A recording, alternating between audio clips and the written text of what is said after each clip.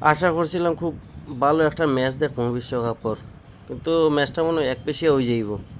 119 run 119 run করছে ভারতে। 20 over খেলিয়া 20 ওভারও খেলতে পারছে না, অল আউট হয়ে গেছে। কিতা আশা করা যায়? পাকিস্তানের তো একদম ভরপুর আশা। যাই হোক, পাকিস্তানের এক ম্যাচ হারছে, আজকে যদি জিতে তো বিশ্বকাপও টিকিয়ে থাকবো, 2 পয়েন্ট পাইব আশা করি।